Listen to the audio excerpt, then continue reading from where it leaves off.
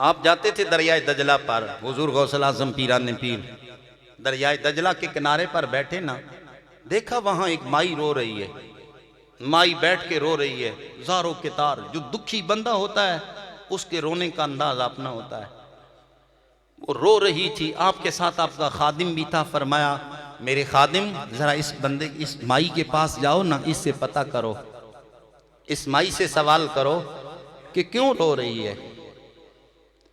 خادم گیا، کہنے لگا اماں جان رونے کی وجہ کیا؟ دوستان گرامی قدر کوئی دکھی بندہ ہو، دکھی بندے کو چھیڑا جائے وہ اور زیادہ رونا شروع کر دیتا ہے۔ وہ مائی کہنے لگی تو کون ہوتا ہے مجھ سے پوچھنے والا؟ ہٹ جا، مجھے رونے دے، میری مصیبتوں پر میں رو رہی ہوں۔ اللہ کی قسم وہ عورت جب چلائی رونے لگی، ہچکی بدی اس عورت کی، حضرت حضور غوث الاعظم پیران پیر سے رہا نہ گیا، خود چلے گئے۔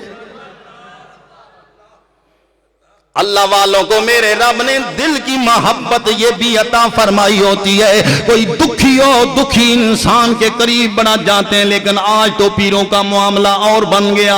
اگر غریب آدمی دروازے پر آ جائے، کہے پیر صاحب ہم غریب ہیں، ہم تو نڈھال ہو چکے، بچی جوان ہو گئی، غربت میں کھا گئی، لیکن پیر کو اتنا احساس نہیں ہوگا یہ میرا مرید ہے، غریبی کی چکی میں پیس چکا ہے، میں اس کی خدمت کر دوں۔ اگر جاتے وقت وہی مرید 500 کا نوٹ پیر کو دے تو پیر بڑی خوشی سے لے لیتا ہے۔ میں کہتا ہوں میرے بھائی او پیرو، اللہ کی قسم اگر ہدیہ لینا سنت ہے تو ہدیہ دینا بھی میرے نبی کی سنت ہے۔ حضور غوث الاعظم پیران پیر کی سیرت کا مطالعہ کرو، جب کوئی بندہ آپ کو ہدیہ دیتا تھا میرا غوث خدا کی قسم وہ ہدیہ لے لیتے، لیکن جب جانے والا نکلنے لگتا تو غوث الاعظم اس سے بہتر تحفہ دے کر موڑتے تھے۔ مرید آتا تھا مجلس میں تو اس مرید کی دل پر پیروں کی نظر ہوتی تھی۔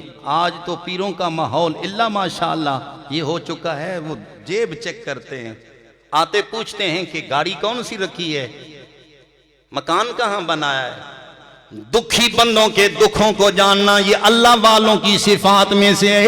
انہیں چین نہیں آتا، قرار نہیں آتا۔